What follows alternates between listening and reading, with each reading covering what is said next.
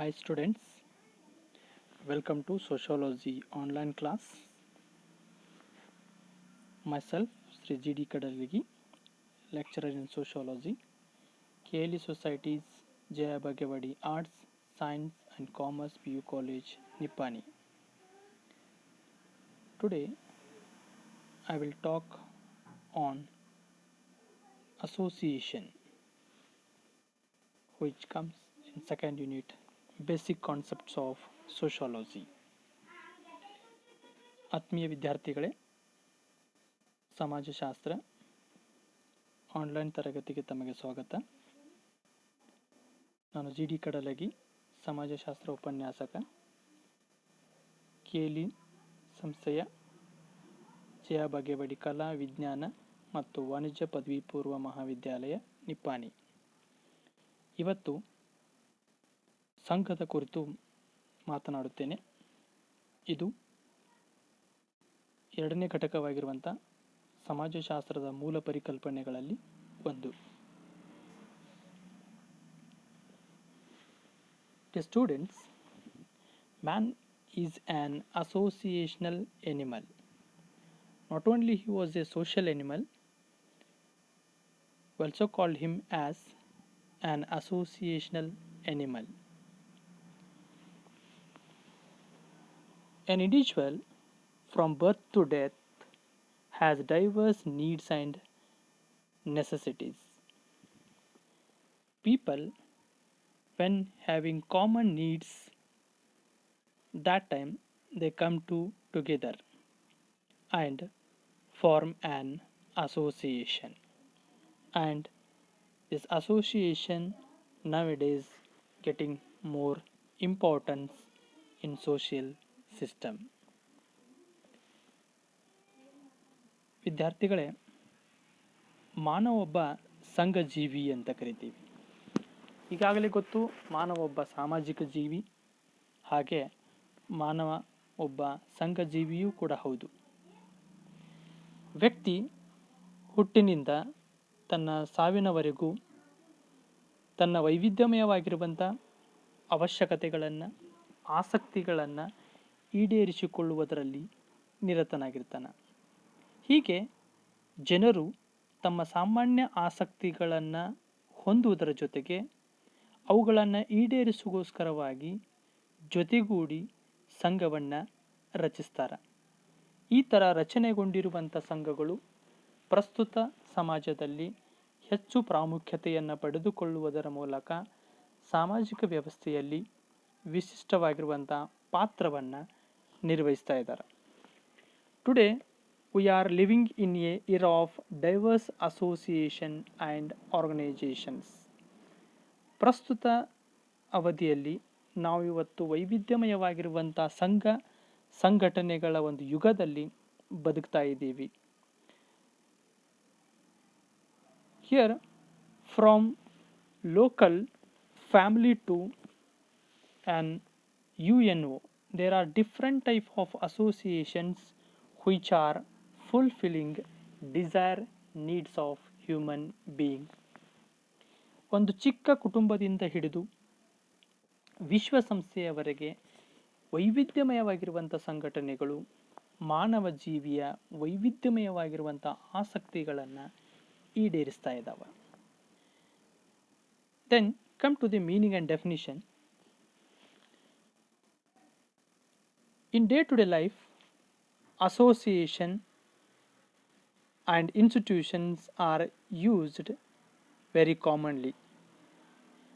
Knowingly or unknowingly, we use this term in every aspects of our life.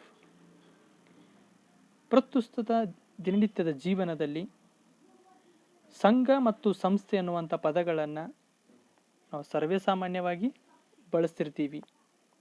ನಮ್ಗೆ ಗೊತ್ತಿದ್ದೋ ಗೊತ್ತಿಲ್ಲದೇನೋ ಈ ಸಂಘ ಅನ್ನುವಂಥದ್ದು ನಮ್ಮ ಪ್ರತಿನಿತ್ಯದ ಚಟುವಟಿಕೆಗಳಲ್ಲಿ, ಜೀವನದಲ್ಲಿ ಬಳಕೆ ಆಗ್ತಾನೆ ಇರ್ತದೆ. Commonly association means when people form various groups for achieving their common interests By collective efforts, they are called association.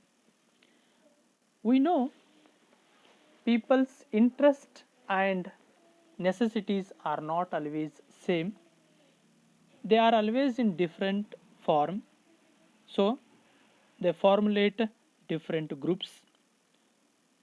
For achieving or fulfillment their necessities or interest, they started to collective effort. It means they organize.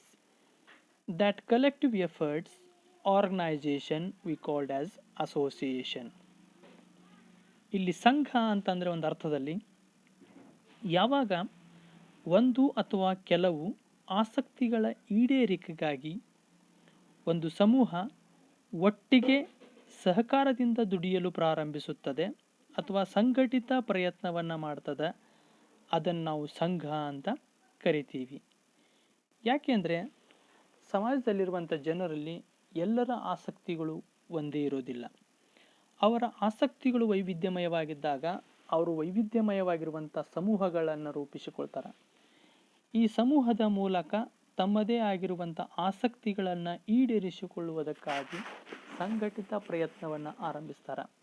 ಈ ಥರ ಸಂಘಟಿತ ಪ್ರಯತ್ನವನ್ನು ಆರಂಭಿಸುವುದಕ್ಕೋಸ್ಕರವಾಗಿ ಮಾಡಿಕೊಂಡ ಸಂಘಟನೆಯನ್ನೇ ನಾವು ಸಂಘ ಅಂತ ಕರಿತೀವಿ.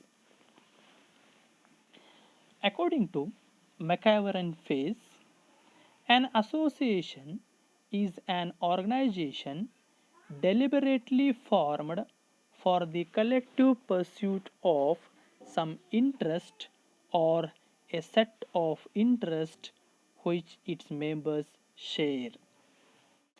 He rightly told that association is nothing but it is an organization, and that organization is deliberately formulated by persons to fulfill their collective interest or a set of interest which members share in day-to-day life. MacIver ಫೇಸ್ ಅವರು ಸಂಘ ಅಂತಂದರೆ ತಮ್ಮ ಒಂದು ವಿಚಾರವನ್ನು ಪ್ರಸ್ತಾಪಿಸಿದ್ದಾರೆ. ಅವರ ವ್ಯಾಖ್ಯಾನದಂತೆ ಯಾವುದಾದರೊಂದು ಸಾಮಾನ್ಯ ಬೇಡಿಕೆಯನ್ನು ಇಲ್ಲವೇ ಅಂತಹ ಸರಣಿ ಬೇಡಿಕೆಗಳನ್ನು ಅಥವಾ ಬೇಡಿಕೆಗಳ ಒಂದು ಸಮೂಹವನ್ನು ಈಡೇರಿಸಿಕೊಳ್ಳುವುದರ ಸಲುವಾಗಿ ಸಂಘಟಿತವಾದ ಜನಸಮೂಹವನ್ನು ಸಂಘ ಅಂತ ಕರೀತಾರೆ. ಯಾವಾಗ ಜನರು ತಮ್ಮ ಬೇಡಿಕೆಗಳನ್ನು ಈಡೇರಿಸಿಕೊಳ್ಬೇಕನ್ನುವಂಥ ಒಂದು ಬಯಕೆ ಬರ್ತದೆ, ಆವಾಗ ಒಂದು ಸಂಘಟನೆಯನ್ನು ಉದ್ದೇಶಪೂರ್ವಕವಾಗಿ ರೂಪಿಸಿಕೊಳ್ತಾರೆ. ಈ ಥರ ಉದ್ದೇಶಪೂರ್ವಕವಾಗಿ ರೂಪಿಸಿಕೊಂಡ ಸಂಘಟನೆಯ ಮೂಲಕ ತಮ್ಮ ಒಂದು ಕೆಲವೊಂದು ಸಂಘಟಿತ ಉದ್ದೇಶಗಳು ಆಸಕ್ತಿಗಳಿರ್ತವೆ, ಅವುಗಳನ್ನು ಈಡೇರಿಸಿಕೊಳ್ಳಲಿಕ್ಕೆ ಪ್ರಾರಂಭಿಸ್ತಾರೆ. ಇಂತಹ ಒಂದು ವ್ಯವಸ್ಥೆಯನ್ನು ಅಥವಾ ಜನರ ಸಮೂಹವನ್ನು ನಾವು ಸಂಘ ಅಂತ ಕರಿತೀವಿ. Another one person, according to E.S. Bogardus, he defined association is usually working together of people to achieve some common purpose.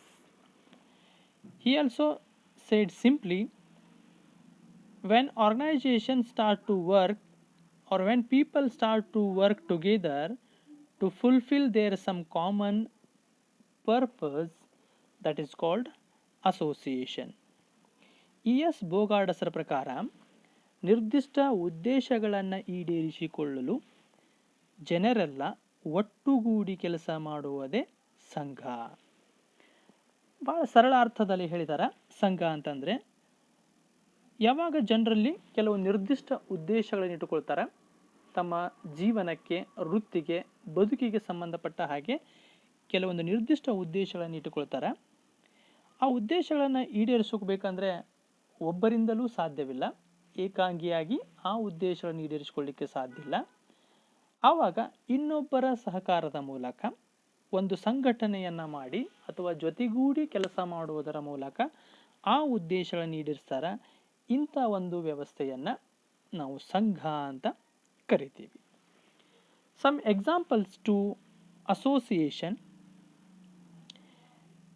In every society there are different type of associations called cultural association, sports association, teachers association, linguistic association, recreational associations, even some social welfare service to provide service, and even some other uh, related association which are always engaging to fulfill people's needs. ನಮ್ಮಲ್ಲಿ ಹಲವಾರು ವೈವಿಧ್ಯಮಯವಾಗಿರುವಂಥ ಸಂಘಗಳಿರುವಂಥದ್ದನ್ನು ನಾವು ಕಾಣ್ತೀವಿ. ಒಂದೊಂದು ಉದ್ದೇಶವನ್ನಿಟ್ಟುಕೊಂಡು ಒಂದೊಂದು ರೀತಿಯಾದ ಸಂಘಗಳು ಬೆಳೆದು ಬಂದಿರ್ತವೆ. ಸಾಂಸ್ಕೃತಿಕ ಸಂಘ ಇರ್ಬೋದು, ಕ್ರೀಡಾ ಸಂಘ ಇರ್ಬೋದು, ಶಿಕ್ಷಕರ ಸಂಘ ಇರ್ಬೋದು, ಅಥವಾ ಶೈಕ್ಷಣಿಕ ಸಂಘ ಇರ್ಬೋದು, ಧಾರ್ಮಿಕ ಸಂಘ ಇರ್ಬೋದು, ಆಮೇಲೆ ಕೆಲವೊಂದು ಭಾಷಾ ಸಂಘಗಳಿದಾವೆ, ಜನಾಂಗೀಯ ಸಂಘಗಳಿದಾವೆ, ವೃತ್ತಿ ಸಂಘಗಳಿದಾವೆ. ಸೊ ಇವೆಲ್ಲವೂ ಕೂಡ ಏನಂತಂದರೆ ಒಂದೊಂದು ರೀತಿಯ ಉದ್ದೇಶಗಳನ್ನು ಈಡೇರಿಸೋಕ್ಕೋಸ್ಕರವಾಗಿ ಜನ ರೂಪಿಸಿಕೊಂಡಿರುವಂಥವುಗಳು ಅಂತ. Then come to the characteristics of association.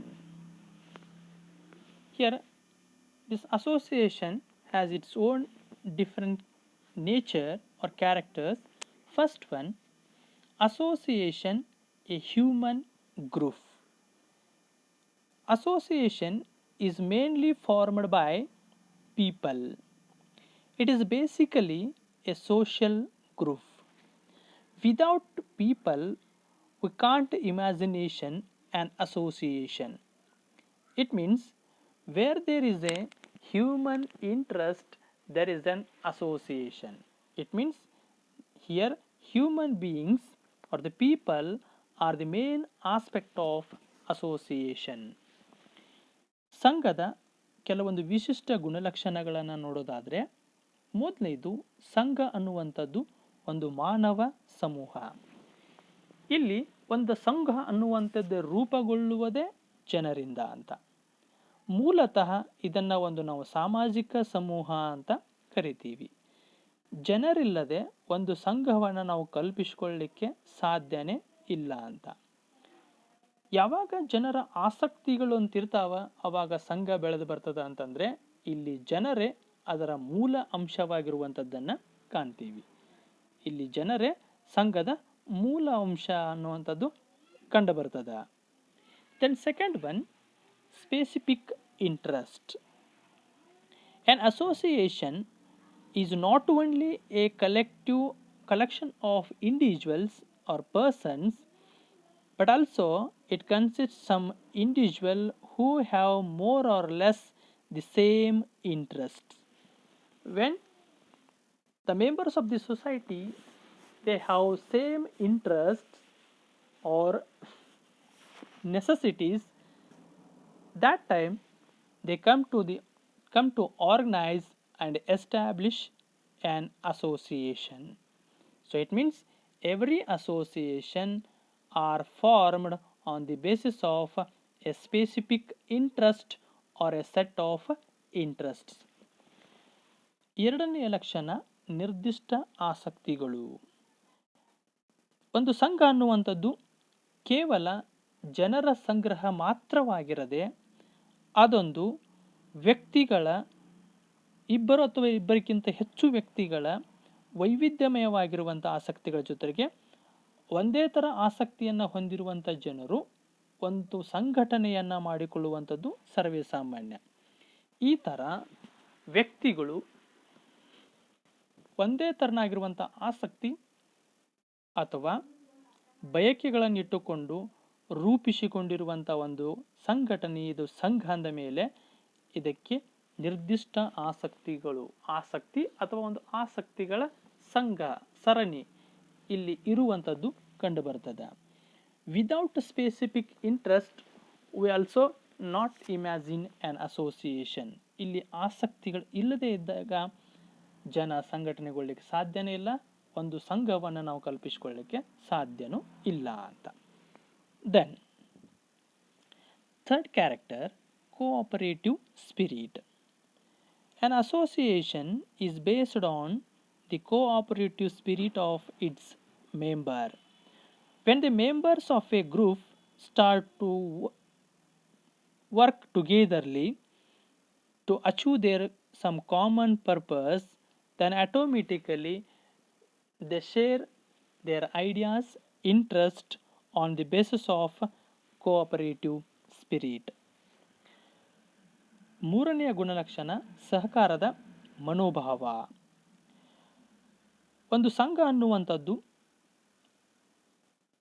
ಆ ಸದಸ್ಯರ ಸಹಕಾರದ ಸ್ಫೂರ್ತಿಯ ಮನೋಭಾವದ ಮೇಲೆ ಬೆಳೆದು ಬರ್ತದೆ.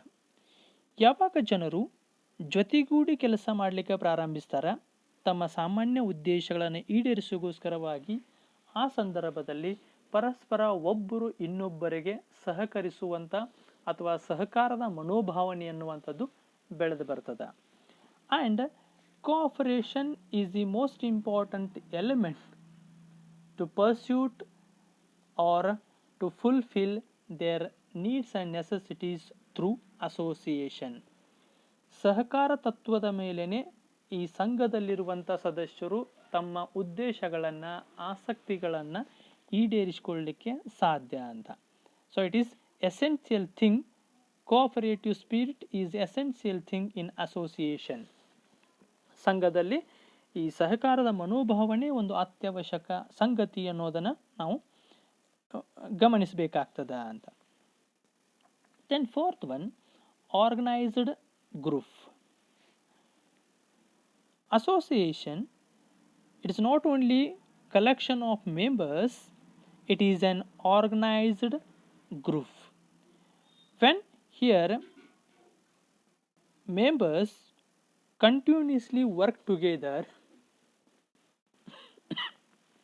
and they bonded with a particular association, and organization gives stability and proper shape to an association.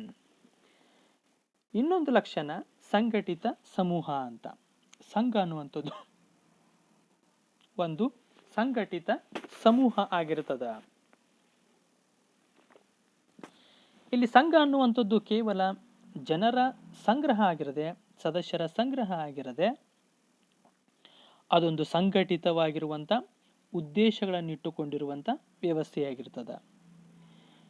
ಇಲ್ಲಿ ಸದಸ್ಯರು ತಮ್ಮ ಉದ್ದೇಶ ಅಥವಾ ಗುರಿಗಳನ್ನು ಈಡೇರಿಸಿಗೋಸ್ಕರವಾಗಿ ಜೊತೆಗೂಡಿ ನಿರಂತರವಾಗಿ ಕೆಲಸ ಮಾಡಲಿಕ್ಕೆ ಪ್ರಾರಂಭಿಸಿದರೆ ಅವ್ರ ಮಧ್ಯೆ ಒಂದು ನಿರಂತರ ಸಂಘಟನಾ ಮನೋಭಾವ ಬೆಳೀತದೆ. ಈ ಸಂಘಟನೆಗೆ ಒಂದು ಸ್ಥಿರತೆ ಅನ್ನುವಂಥದ್ದು ಮತ್ತು ನಿರ್ದಿಷ್ಟ ಆಕಾರ ಅನ್ನುವಂಥದ್ದು ಅವಶ್ಯಕ ಆಗಿರ್ತದೆ. ಈ ಸಂಘಟನೆಯ ನಿರ್ದಿಷ್ಟ ರಚನೆ ಅಥವಾ ಸ್ಥಿರತೆನೇ ಸಂಘದ ಬಹುಮುಖ್ಯ ಭಾಗ ಆಗ್ತದೆ. Then another one, social control. Another one characteristics of association is that social control. In every association has its own controlling means. It may be they are formal or informal in nature. Which associations are purposely and deliberately established, they have formal means of social control. Without social control, an association can't survive. ಸಾಮಾಜಿಕ ನಿಯಂತ್ರಣ ಅನ್ನುವಂಥದ್ದು ಸಂಘದ ಇನ್ನೊಂದು ವಿಶಿಷ್ಟ ಗುಣ. ಇಲ್ಲಿ ಸದಸ್ಯರನ್ನು ಅಥವಾ ಸಂಘವನ್ನು ಔಪಚಾರಿಕ ಮತ್ತು ಅನೌಪಚಾರಿಕವಾಗಿ ನಿಯಂತ್ರಿಸುವಂಥದ್ದು ಸರ್ವೇ ಸಾಮಾನ್ಯವಾಗಿ ನಾವು ಕಾಣ್ತೀವಿ ಅಂತ. For example, in religious association there informal means of social control, it means morality, rituals, as well as some customs, they control the members of that association. ಒಂದು ಧಾರ್ಮಿಕ ಸಂಘವನ್ನು ತೆಗೆದುಕೊಂಡಾಗ ಅಲ್ಲಿರುವಂಥ ಧಾರ್ಮಿಕ ಸಂಘ ಅನ್ನುವಂಥದ್ದು ತನ್ನ ಸದಸ್ಯರನ್ನು ಕೆಲವೊಂದು ಅನೌಪಚಾರಿಕವಾಗಿರುವಂಥ ಸಾಮಾಜಿಕ ನಿಯಂತ್ರಣದ ಸಾಧನಗಳ ಮೂಲಕ ನಿಯಂತ್ರಿಸ್ತಿರ್ತದ. ನೈತಿಕತೆಯ ಮೂಲಕ, ಆಮೇಲೆ ಕೆಲವೊಂದು ಪದ್ಧತಿ ಆಚಾರ ವಿಚಾರಗಳ ಮೂಲಕ, ನಿಯಮಗಳ ಮೂಲಕ ತನ್ನ ಸದಸ್ಯರನ್ನು ನಿಯಂತ್ರಣದಲ್ಲಿಟ್ಟಿರುವಂಥದ್ದನ್ನು ನಾವು ಕಾಣ್ತೀವಿ. ಹಾಗೆ ಔಪಚಾರಿಕವಾಗಿಯೂ ಕೂಡ ನಾವು ಕೆಲವೊಂದು ವೃತ್ತಿ ಸಂಘಟನೆಗಳಂತ ಬಂದಾಗ, ಶೈಕ್ಷಣಿಕ ಸಂಘಗಳಂತ ಬಂದಾಗ ಅಲ್ಲಿ ಔಪಚಾರಿಕವಾಗಿ ಸದಸ್ಯರನ್ನು ನಿಯಂತ್ರಿಸುವಂಥದ್ದು ಸರ್ವೇ ಸಾಮಾನ್ಯವಾಗಿದ್ದನ್ನು ನಾವಿಲ್ಲಿ ಕಾಣ್ತೀವಿ. Then another one character, stability. Here association more or less stable in their nature. It sometimes they are in temporary and maybe they are permanent. ಇನ್ನೊಂದು ಸಂಘಕ್ಕೆ ಸಂಬಂಧಪಟ್ಟ ಹಾಗೆ ಗುಣ ಅಂದರೆ ಸ್ಥಿರತೆ. ಸಂಘಗಳು ಹೆಚ್ಚು ಕಡಿಮೆ ಶಾಶ್ವತವಾಗಿರಬಹುದು ಅಥವಾ ತಾತ್ಕಾಲಿಕವಾಗಿರಬಹುದು. Here the stability is decided by the interest of the group, the deliberation or purpose of the group. If the group's interests are long term, they are more stable. If the members' interests are limited, it may be temporary. ಇದು ಆ ಸಂಘಟನೆಯ ಸದಸ್ಯರ ಉದ್ದೇಶಗಳನ್ನು, ಆಸಕ್ತಿಗಳನ್ನು ಆಧರಿಸ್ತಿರ್ತದೆ. ಯಾವಾಗ ಸಂಘದ ಸದಸ್ಯರ ಉದ್ದೇಶಗಳು, ಆದರ್ಶಗಳು ದೀರ್ಘಕಾಲ ಅವಧಿಯಾಗಿರ್ತವೆ, ಆವಾಗ ಸಂಘ ಶಾಶ್ವತತೆಯನ್ನು, ನಿರಂತರತೆಯನ್ನು ಹೊಂದಿರ್ತದೆ. ಒಂದು ವೇಳೆ ಆ ಸಂಘಟನೆಯ ಸದಸ್ಯರ ಆಸಕ್ತಿಗಳು ಅಲ್ಪ ಕಾಲಾವಧಿಯದಾಗಿದ್ದರೆ ಅವು ತಾತ್ಕಾಲಿಕವಾಗಿರುವಂಥದ್ದನ್ನು ನಾವು ಕಾಣ್ತೀವಿ ಅಂತ. So this type of stability also one character of an association. Then another one, voluntary membership. In every association, the membership is not compulsory, it is voluntary. If we have some interest, we join an association. If we did not have any interest, we can't participate in association.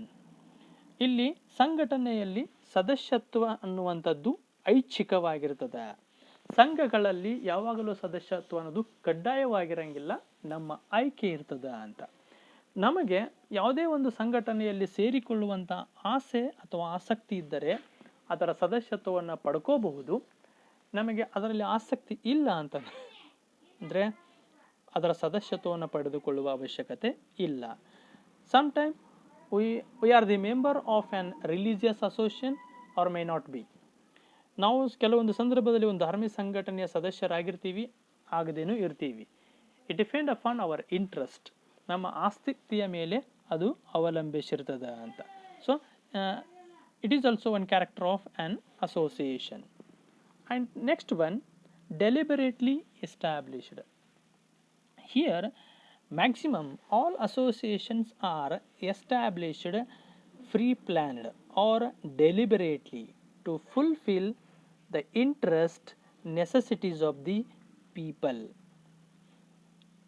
ಇದು ಉದ್ದೇಶಪೂರ್ವಕವಾಗಿ ಸ್ಥಾಪಿಸಲ್ಪಟ್ಟಿರ್ತದೆ. ಸಂಘ ಅನ್ನುವಂಥದ್ದು ಉದ್ದೇಶಪೂರ್ವಕವಾಗಿಯೇ ಜನರು ತಮ್ಮ ಆಸಕ್ತಿಗಳನ್ನು ಈಡೇರಿಸಿಕೊಳ್ಳುವುದಕ್ಕೋಸ್ಕರವಾಗಿ ಸಂಘವನ್ನು ರಚನೆ ಮಾಡಿಕೊಂಡಿರ್ತಾರೆ. So ಇದು ಅನ್ನೋವಿಂಗ್ಲಿ, ನಮ್ಗೆ ಗೊತ್ತಿಲ್ಲದೇ ಬೆಳೆದು ಬಂದಿದ್ದಂಥದ್ದಲ್ಲ, ಸ್ಥಾಪಿಸಲ್ಪಟ್ಟಿದ್ದಾನೆ. Knowingly, deliberately we established an association. Last one, durability. The durability of association is based on the interest of the association or interest of the group. ಇನ್ನೊಂದು ಕಾಲಾವಧಿ ಅನ್ನುವಂಥದ್ದು. ಯಾವುದೇ ಸಂಘದ ಕಾಲಾವಧಿ ಆ ಸಂಘದ ಸದಸ್ಯರ ಉದ್ದೇಶ ಅಥವಾ ಆಸಕ್ತಿಯ ಮೇಲೆ ಆಧಾರಿತವಾಗಿರ್ತದೆ. If they wanted to continue that association, so it will continue. If they want to lose it, it may be lose. ಒಂದು ವೇಳೆ ಸದಸ್ಯರು ತಮ್ಮ ಆಸಕ್ತಿಗಳನ್ನು ನಿರಂತರವಾಗಿ ಮುಂದುವರಿಸಿಕೊಂಡು ಹೋಗ್ತಾ ಇದ್ದರೆ ಆವಾಗ ಅದು ಮುಂದುವರಿತದೆ. ಬೇಡ ಅಂತಂದರೆ ಅದು ಅಷ್ಟಕ್ಕೆ ನಿಂತು ಬಿಡ್ತದೆ ಅಥವಾ ಕೊನೆಗೊಳ್ತದೆ. So every association has its own durability. So these all are the some important features of an association. ಇವು ಸಂಘದ ಕೆಲವೊಂದು ವಿಶಿಷ್ಟ ಗುಣಲಕ್ಷಣಗಳು. Next class we discuss another one basic concept, institution. ಮುಂದಿನ ಅವಧಿಯಲ್ಲಿ ಇನ್ನೊಂದು ಸಮಾಜಶಾಸ್ತ್ರದ ಮೂಲಭೂತ ಪರಿಕಲ್ಪನೆಯಾಗಿರುವ ಸಂಸ್ಥೆಯ ಬಗ್ಗೆ ಚರ್ಚಿಸೋಣ. Thank you one and all.